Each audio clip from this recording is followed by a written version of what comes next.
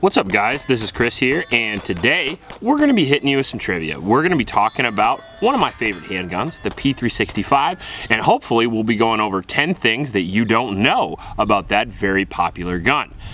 I like the P365. If you're unfamiliar with what it is a polymer frame striker fired pistol, which is very small and has a lot of interesting features that made it not only unique, but kind of a watermark as firearms go throughout history. Before we do that though, I do want to mention, if you like the channel, you like the non-biased content, all you got to do is go down and like and subscribe and hit the notification button for future videos. I also want to mention there's a link in the description for Patreon. Patreon's the best way to support the channel. If you want to sign up, all you got to do is go down to the link in the description below. Also in that description is a link to a local shelter in Ames, Iowa. It's the YSS. It could really use your help, so please go down there and donate to those kids. Now let's get right into it with number one. The P365 was the first gun to come out with their revolutionary magazine technology that many other guns have copied, including the Smith & Wesson Shield Plus, the Taurus GX4, the Ruger series, and many others. And the reason why it's so revolutionary is because they have kind of a staggered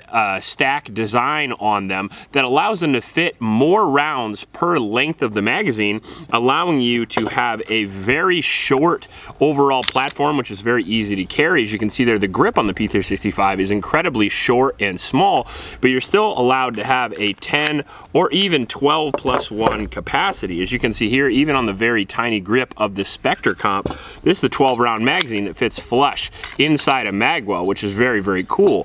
Back in the day, you'd need almost a full-size handgun to get the same capacity.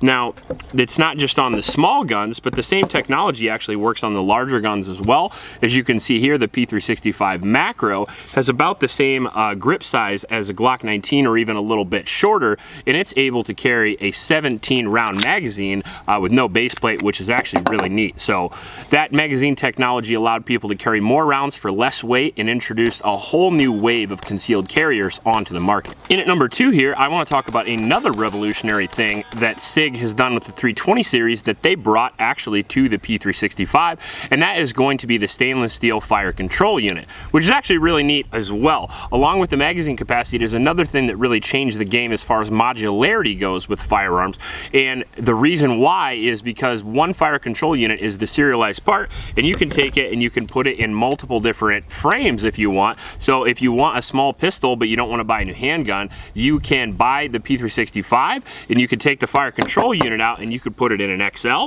or you could even put it in something like a Macro, and you could have multiple guns for the paperwork of one, which is really neat. And then you can also have a cheap way to upgrade your guns as well. Instead of buying a whole new firearm, these frames are available on Sig's website actually for pretty cheap. Again, very modular, very cool, and very revolutionary, which is one of the things Sig does so well. Now, in at number three, we kind of commented on this already, but there are a lot of variants of the P365. Another thing Sig does extremely well is once they get a hit, boy, they keep hammering on that. And you have variants like the standard P365, you have the P365 XL, the P365 SAS, the Spectre comp, which is actually the comped open version of the XL. And then you have the X Macro, which is the comped version of the large guy, and so on it goes. It's actually pretty cool because there's even a Massachusetts compliant version that actually has a safety and a loaded chamber indicator. So there's many different models for each person, use, and state that you live in.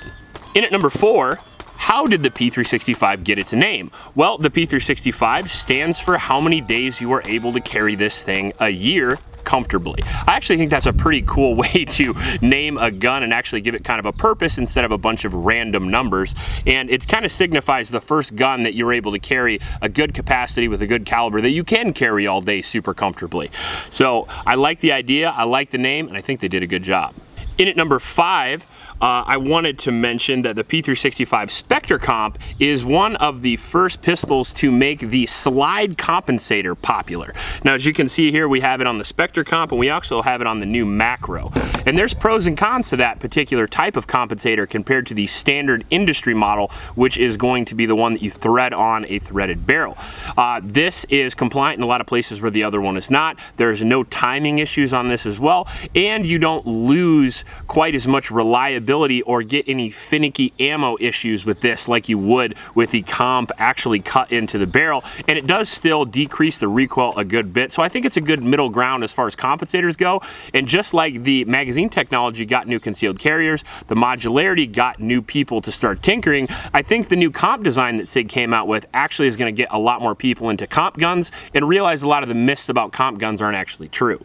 In at number 6, the P365 striker system, which is the system the gun uses to actually ignite the round, was in fact the same or very similar system to that of the P320. It's a system that Sig has been redesigning and reusing over and over again since 1975, when they originally invented that system for the Swiss military contract. Number 7, Sig actually has a P365 model where it doesn't really have sights.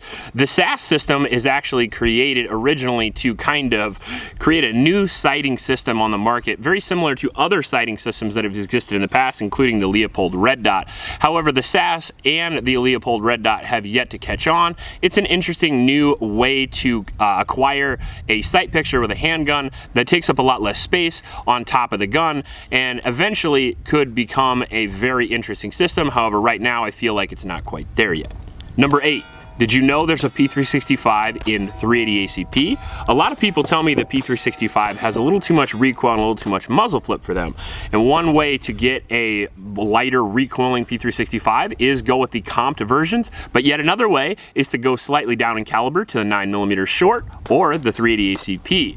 I actually had the 380 ACP for review. I didn't keep it, but I really did like it, and it would be one of the absolute go-to pistols I would recommend for the 380 caliber, along with the Glock 42 and the Ruger Max. Now, number 9, not just civilian use for the P365, but even law enforcement is actually getting into the compact micro 9 game, believe it or not. As of 2022, there's at least 6 major police departments in the United States actually using the P365, including the Indiana State Police, the Chicago PD, and the Miami Beach PD. Now, many of these police departments are using them currently as backups, but some of these people in the police departments are actually using them as their primary sidearm, which is kind of fascinating considering we're kind of seeing the evolution of the 9mm handgun getting smaller and smaller and smaller, not just for carry use, but even for duty use. And finally, in at number 10, which is sort of a piece of trivia, sort of a piece of controversy, I would say, is that I've seen a couple of places that Sig advertised the P365 as having the lowest bore axis of any handgun currently on the market. Now, it would be hard for me to disagree with that without a diagram, but it would be hard for me to agree with that as well, considering guns like the Arsenal Strike 1, the Type B, and even the Lago Arms Alien all have very, very low bore axes, including the Alien, I believe, has the lowest in the world, but the P365 per Sig has the lowest, but even if it doesn't, it's still really close, creating a very well shooting gun considering the size. Overall, this was 10 facts about the P365 that you may or may not know. Hopefully you found these interesting, and if you did, please hit that subscribe button and try to share the video. It really helps me out.